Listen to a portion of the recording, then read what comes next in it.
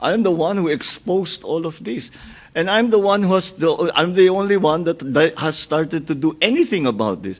Bakit? Ang mga nakaramba na Pangulo, may nakita ba kayong ginawang ganon? Meron ba silang kinulong? Meron ba silang finish na account? Meron ba silang mga investigasyon na ginawa? Wala.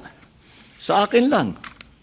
Tapos sasabihin, ako daw ang may kagagawan. Good morning, Mr. President. Yeah. Almost a year ago, during your fourth State of the Nation address, you called out corruption and said, mahiya naman kayo before the members of Congress. That set expectations from you and your administration that you will wage war against corruption and no one will be spared. 1 year hence, Mr. President, do you think your administration has done enough and fast enough? Well, I cannot say that we have done enough because we're not done yet. Unfortunately, the more we look, the more we find. And it's going already back beyond my administration, beyond my term.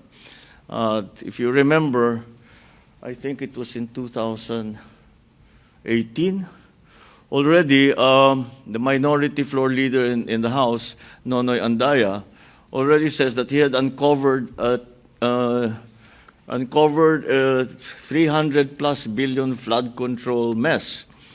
And so when we look at what happened last year or the year before, then we can see that the pattern extends beyond 2022, back beyond 2022, and back to about that time, 2017, 2018.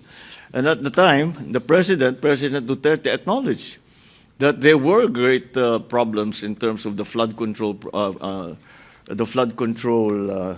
projects, pero wala namang nangyari. Having acknowledged it, he did not find accountability in anybody. So I guess that was left up to me to do. And so we are still doing it. We're still working on it. As I said, the more we look, the more we investigate, the more we find. And this is I think, I mean, you're all experienced journalists. You know this is a deep-seated system of corruption that requires not only structural changes in the way government is run, in the way that the budget is written, but also a change in attitude. Kasi ang sinabi ko, mahiya naman kayo. Pag tinanong mo sa akin, nahiya ba sila? Yung iba, hindi. Akala nila, karapatan nila yung gagawin na ganun eh. Wala kaming ginagawang mali. Ganyan talaga patakbo rito. And that's the hardest part to change. That's the hardest part to change.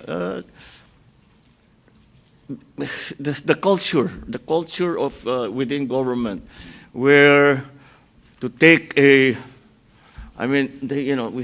put all kinds of nice words, rebate, kickback yan. Wala nang ibang sa tunay na salita, kickback yan.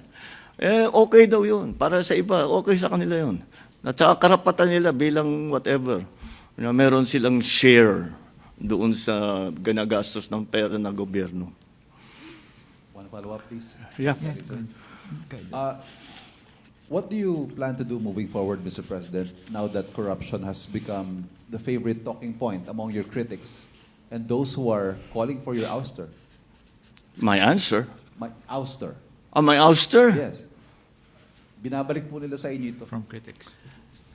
Yeah.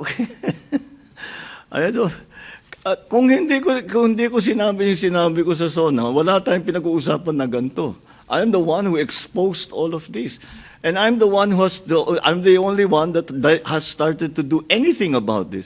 Bakit? Ang mga nakaramba na Pangulo, may nakita ba kayong ginawang ganon? Meron ba silang kinulong? Meron ba silang finish na account? Meron ba silang mga investigasyon na ginawa? Wala. Sa akin lang. Tapos sasabihin, ako daw ang may kagagawan. Kung talagang racket ko yun, ba't ko sisirain yung racket ko? Di ba? That makes absolutely no sense. So, Mr. President,